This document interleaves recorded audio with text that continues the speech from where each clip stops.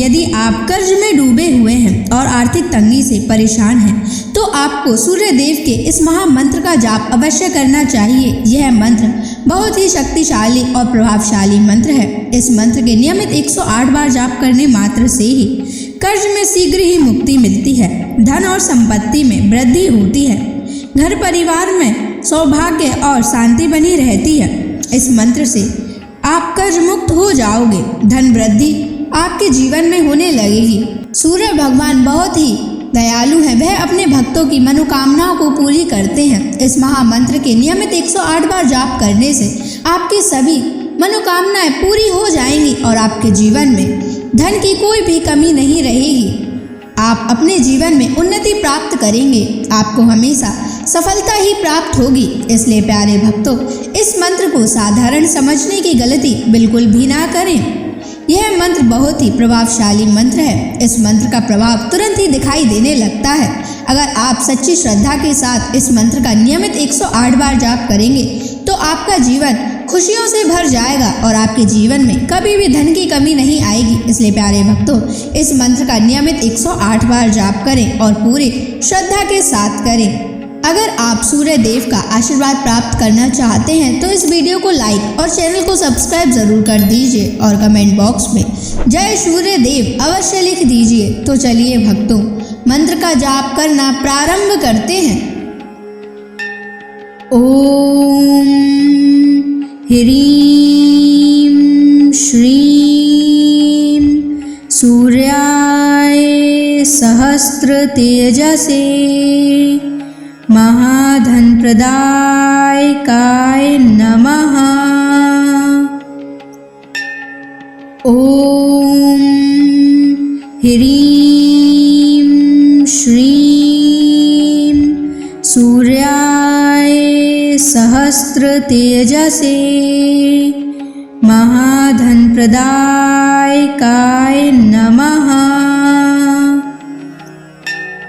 ओम ह्रीं श्रीं सूर्याय सहस्र तेजसे महाधन प्रदायकाय नमः। ओम ह्रीं श्रीं सूर्याय सहस्र तेजसे महाधन प्रदायकाय नमः।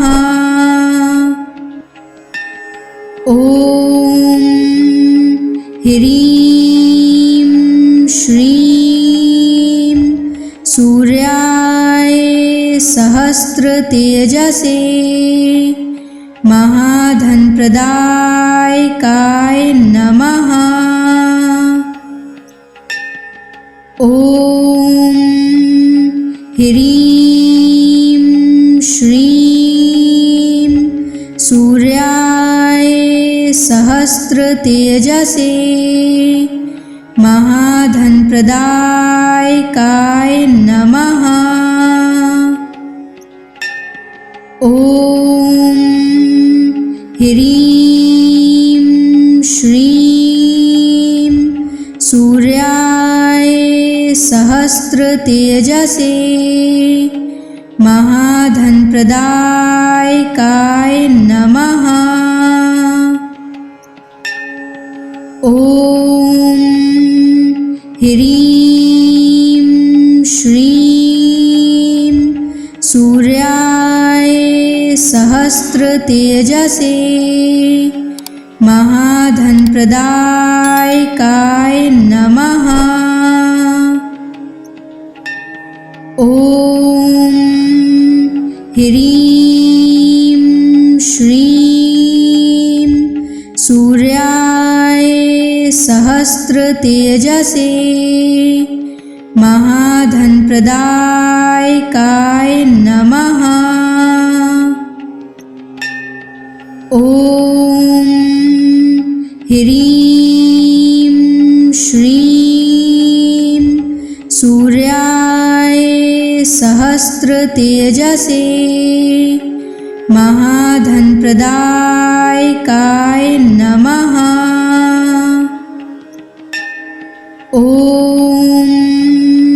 ह्रीं श्रीं सूर्याय सहस्रतेजसे महाधनप्रदायकाय नमः। ॐ ह्रीं श्रीं सूर्याय सहस्रतेजसे महाधनप्रदायकाय नमः। ॐ ह्रीं श्रीं सूर्याय सहस्रतेजसे महाधनप्रदायकाय नमः। ॐ ह्रीं श्रीं सूर्याय सहस्रतेजसे महाधनप्रदायकाय नमः। ॐ ह्रीं श्रीं सूर्याय सहस्रतेजसे महाधनप्रदायकाय नमः। ॐ ह्रीं श्रीं सूर्याय सहस्रतेजसे महाधनप्रदायकाय नमः। ॐ ह्रीं श्रीं सूर्याय सहस्रतेजसे महाधनप्रदायकाय नमः। ॐ ह्रीं श्रीं सूर्याय सहस्रतेजसे महाधनप्रदायकाय नमः। ॐ ह्रीं श्रीं सूर्याय सहस्रतेजसे महाधनप्रदायकाय नमः। ॐ ह्रीं श्रीं सूर्याय सहस्रतेजसे महाधनप्रदायकाय नमः। ॐ ह्रीं श्रीं सूर्याय सहस्रतेजसे महाधनप्रदायकाय नमः। ॐ ह्रीं श्रीं सूर्याय सहस्रतेजसे महाधनप्रदायकाय नमः। ॐ ह्रीं श्रीं सूर्याय सहस्रतेजसे महाधनप्रदायकाय नमः। ॐ ह्रीं श्रीं सूर्याय सहस्रतेजसे महाधनप्रदायकाय नमः। ॐ ह्रीं श्रीं सूर्याय सहस्रतेजसे महाधनप्रदायकाय नमः। ॐ ह्रीं श्रीं सूर्याय सहस्रतेजसे महाधनप्रदायकाय नमः। ॐ ह्रीं श्रीं सूर्याय सहस्रतेजसे महाधनप्रदायकाय नमः। ॐ ह्रीं श्रीं सूर्याय सहस्रतेजसे महाधनप्रदायकाय नमः। ॐ ह्रीं श्रीं सूर्याय सहस्रतेजसे महाधनप्रदायकाय नमः। ॐ ह्रीं श्रीं सूर्याय सहस्रतेजसे महाधनप्रदायकाय नमः। ॐ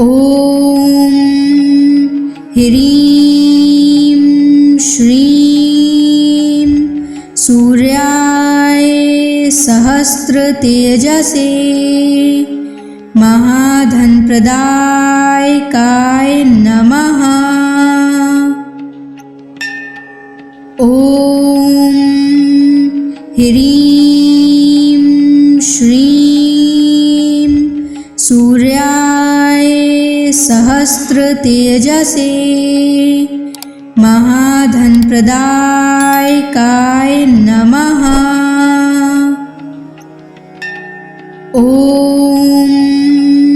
ह्रीं श्रीं सूर्याय सहस्रतेजसे महाधनप्रदायकाय नमः।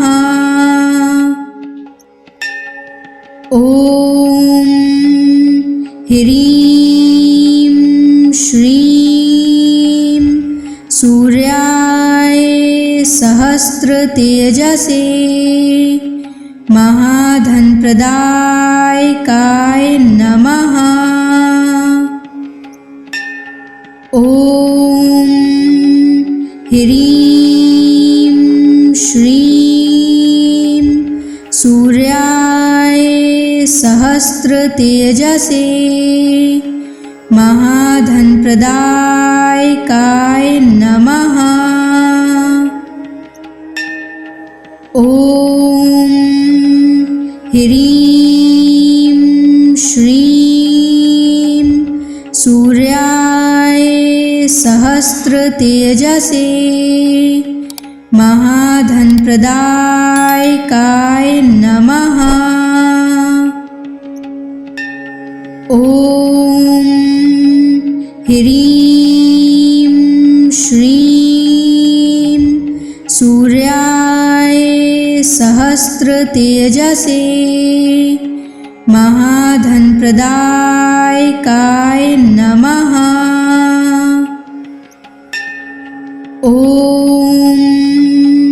ह्रीं श्रीं सूर्याय सहस्रतेजसे महाधनप्रदायकाय नमः।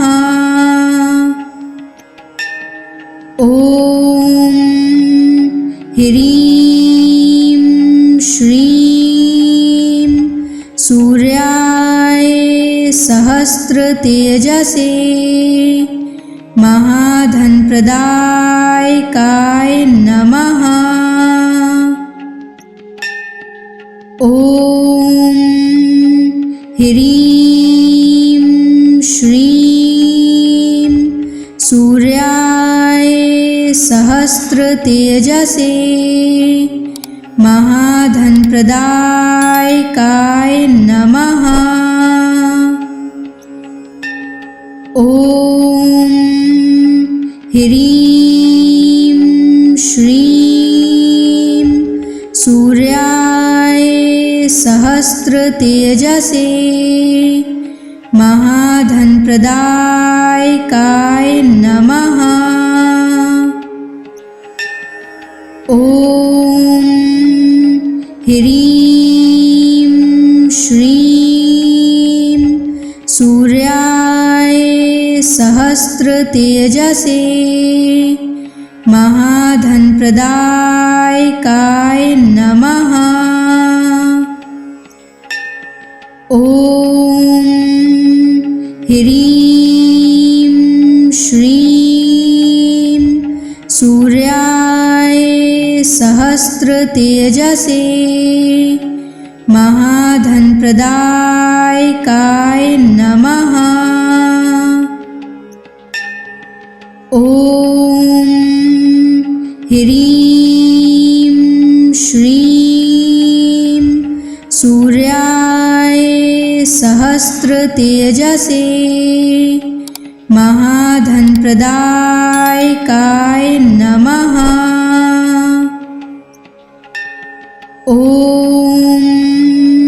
ह्रीं श्रीं सूर्याय सहस्त्रतेजसे महाधनप्रदायकाय नमः। ॐ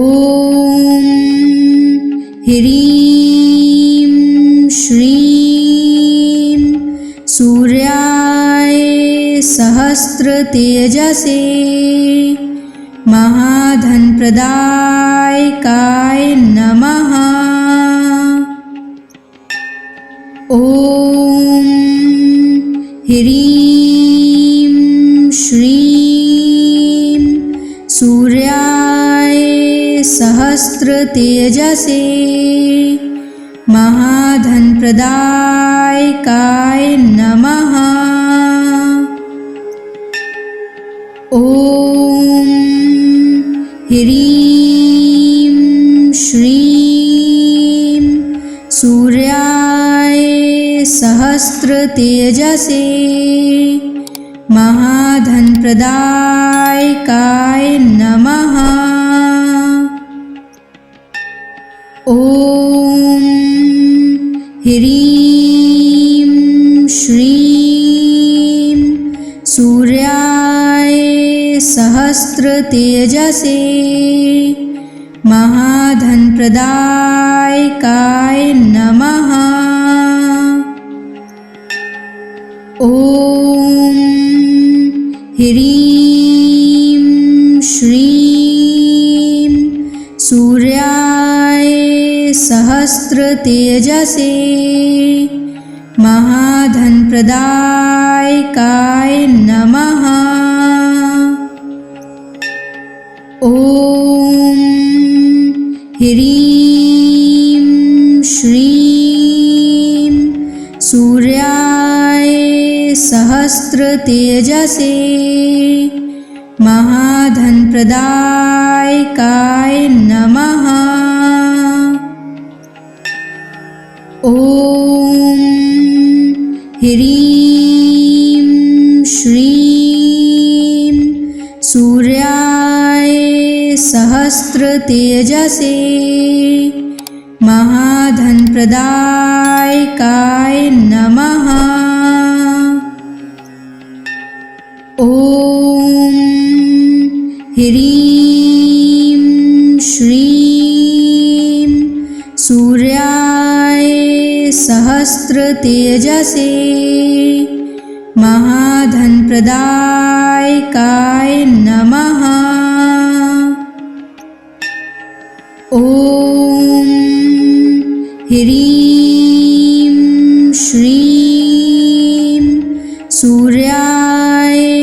सहस्रतेजसे महाधनप्रदायकाय नमः। ॐ ह्रीं श्रीं सूर्याय सहस्रतेजसे महाधनप्रदायकाय नमः। ॐ ह्रीं श्रीं सूर्याय सहस्रतेजसे महाधनप्रदायकाय नमः। ॐ ह्रीं श्रीं सूर्याय सहस्रतेजसे महाधनप्रदायकाय नमः। ॐ ह्रीं श्रीं सूर्याय सहस्रतेजसे महाधनप्रदायकाय नमः। ॐ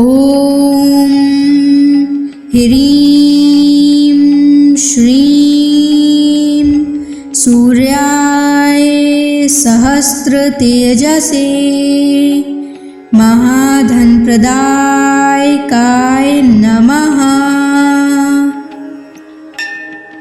ॐ ह्रीं श्रीं सूर्याय सहस्रतेजसे महाधनप्रदायकाय नमः। ॐ ह्रीं श्रीं सूर्याय सहस्रतेजसे महाधनप्रदायकाय नमः। ॐ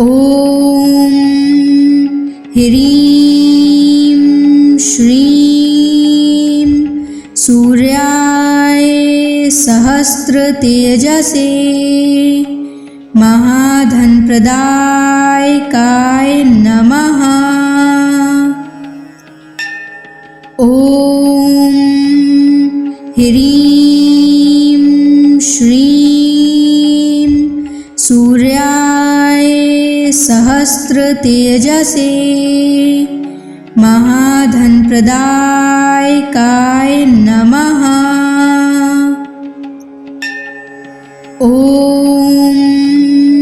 ह्रीं श्रीं सूर्याय सहस्रतेजसे महाधनप्रदायकाय नमः।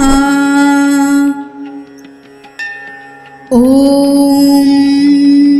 ह्रीं श्रीं सूर्याय सहस्रतेजसे महाधनप्रदायकाय नमः।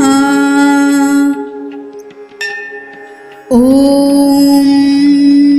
ह्रीं श्रीं सूर्याय सहस्रतेजसे महाधनप्रदायकाय नमः।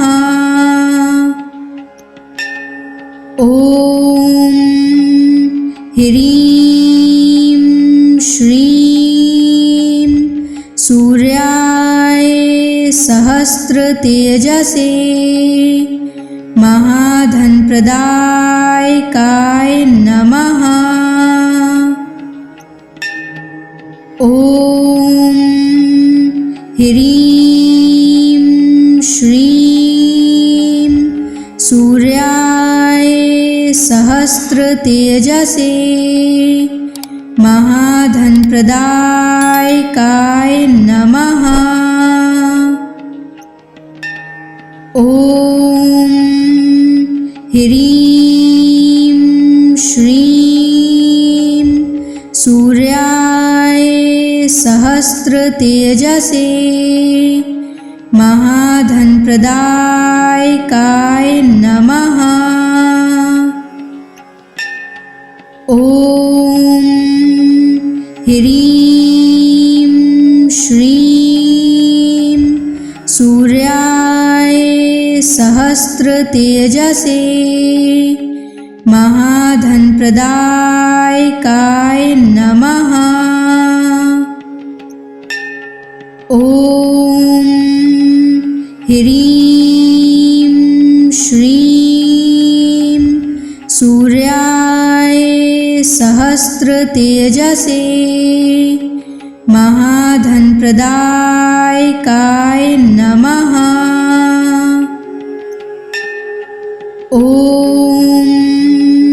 ह्रीं श्रीं सूर्याय सहस्रतेजसे महाधनप्रदायकाय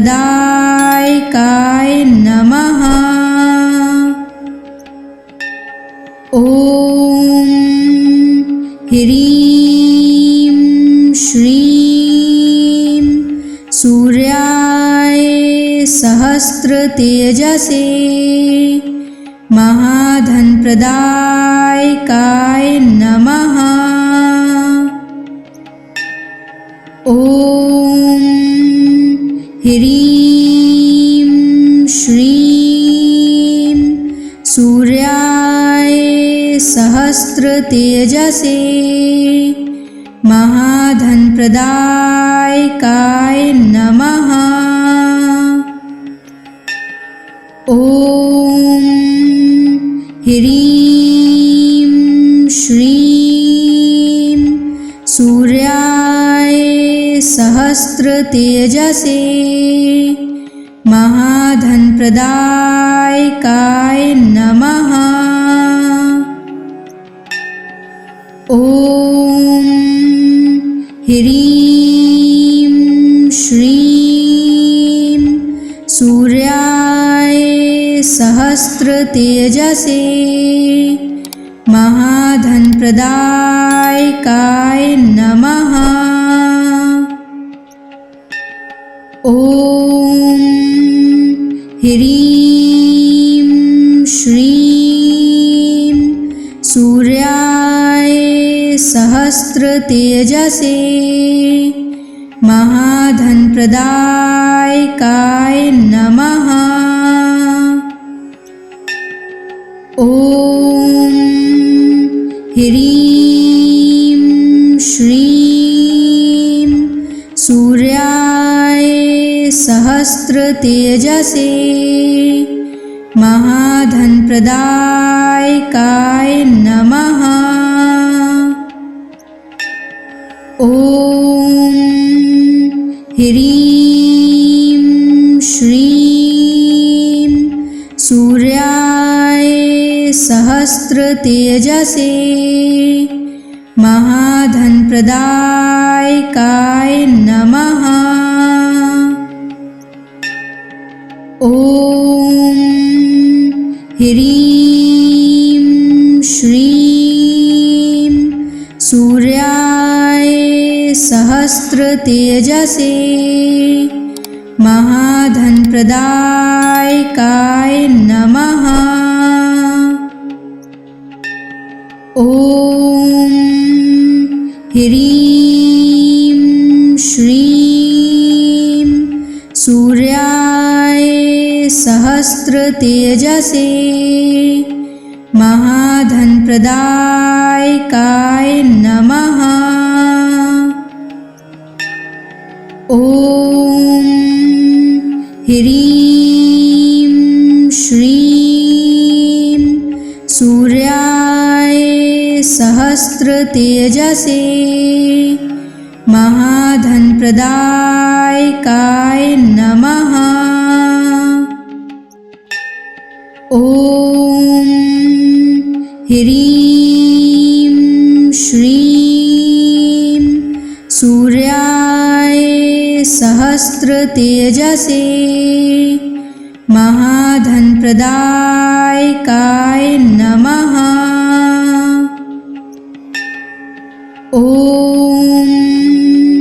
ह्रीं श्रीं सूर्याय सहस्रतेजसे महाधनप्रदायकाय नमः।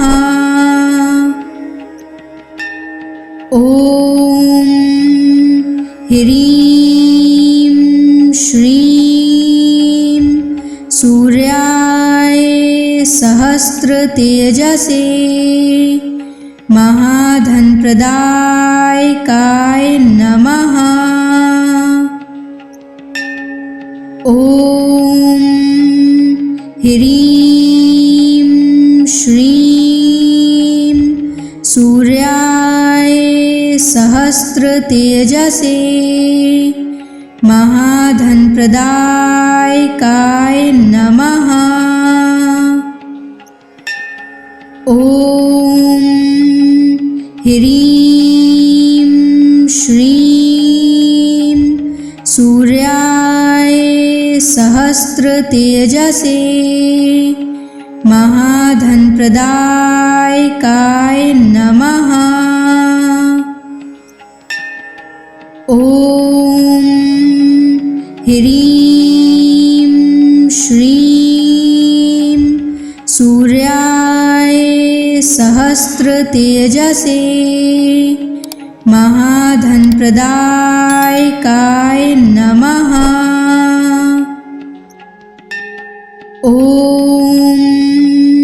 ह्रीं श्रीं सूर्याय सहस्रतेजसे महाधनप्रदायकाय नमः। ॐ ह्रीं श्रीं सूर्याय सहस्रतेजसे महाधनप्रदायकाय नमः। ॐ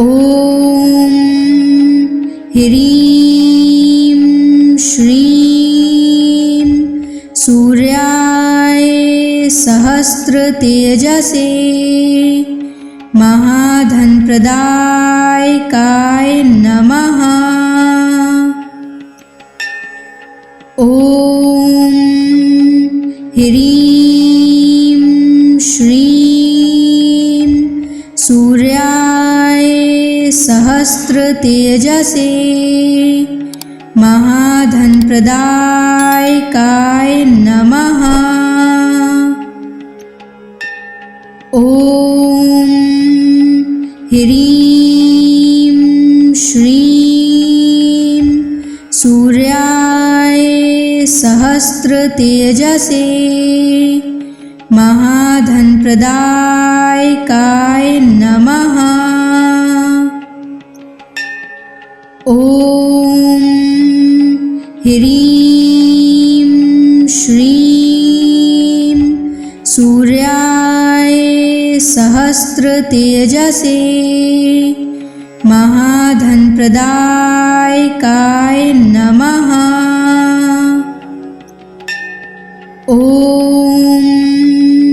ह्रीं श्रीं सूर्याय सहस्रतेजसे महाधनप्रदायकाय नमः।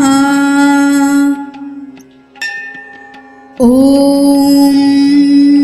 ह्रीं श्रीं सूर्याय सहस्रतेजसे महाधनप्रदायकाय नमः।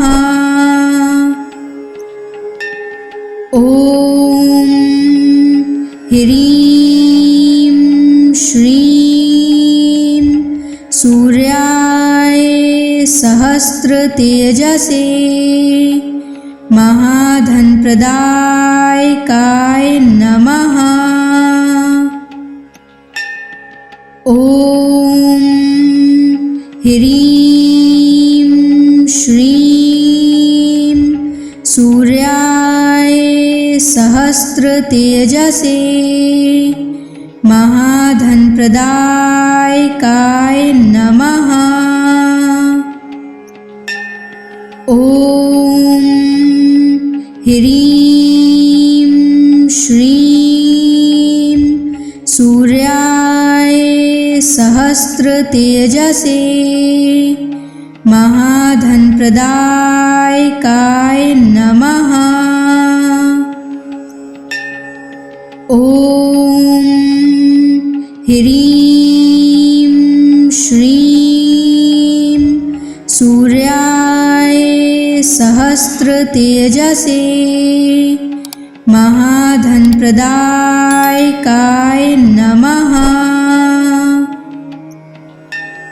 ॐ ह्रीं श्रीं सूर्याय सहस्रतेजसे महाधनप्रदायकाय नमः। ॐ ह्रीं श्रीं सूर्याय सहस्रतेजसे महाधनप्रदायकाय नमः। ॐ ह्रीं श्रीं सूर्याय सहस्रतेजसे महाधनप्रदायकाय नमः। ॐ ह्रीं श्रीं सूर्याय सहस्रतेजसे महाधनप्रदायकाय नमः।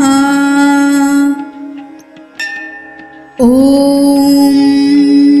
ह्रीं श्रीं सूर्याय सहस्रतेजसे महाधनप्रदायकाय नमः।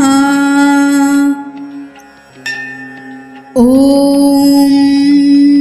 ह्रीं श्रीं सूर्याय सहस्रतेजसे महाधनप्रदायकाय नमः। ॐ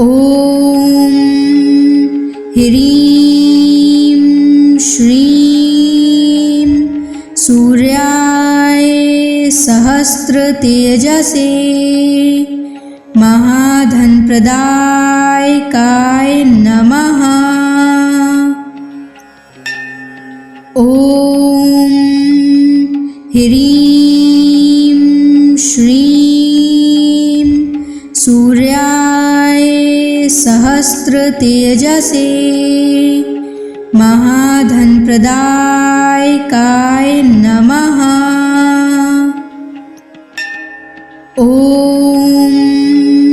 ह्रीं श्रीं सूर्याय सहस्रतेजसे महाधनप्रदायकाय नमः। ॐ ह्रीं श्रीं सूर्याय सहस्रतेजसे महाधनप्रदायकाय नमः। ॐ ह्रीं श्रीं सूर्याय सहस्रतेजसे महाधनप्रदायकाय नमः। ॐ ह्रीं श्रीं सूर्याय सहस्रतेजसे महाधनप्रदायकाय नमः। ॐ ह्रीं श्रीं सूर्याय सहस्रतेजसे महाधनप्रदायकाय नमः। ॐ ह्रीं श्रीं सूर्याय सहस्रतेजसे महाधनप्रदायकाय नमः। ॐ ह्रीं श्रीं सूर्याय सहस्रतेजसे महाधनप्रदायकाय नमः। ॐ ह्रीं श्रीं सूर्याय सहस्रतेजसे महाधनप्रदायकाय नमः। ॐ ह्रीं श्रीं सूर्याय सहस्रतेजसे महाधनप्रदायकाय नमः। ॐ ह्रीं श्रीं सूर्याय सहस्रतेजसे महाधनप्रदायकाय नमः। ॐ ह्रीं श्रीं सूर्याय सहस्रतेजसे महाधनप्रदायकाय नमः। ॐ ह्रीं श्रीं सूर्याय सहस्रतेजसे महाधनप्रदायकाय नमः। ॐ ह्रीं श्रीं सूर्याय सहस्रतेजसे महाधनप्रदायकाय नमः। ॐ ह्रीं श्रीं सूर्याय सहस्रतेजसे महाधनप्रदायकाय नमः।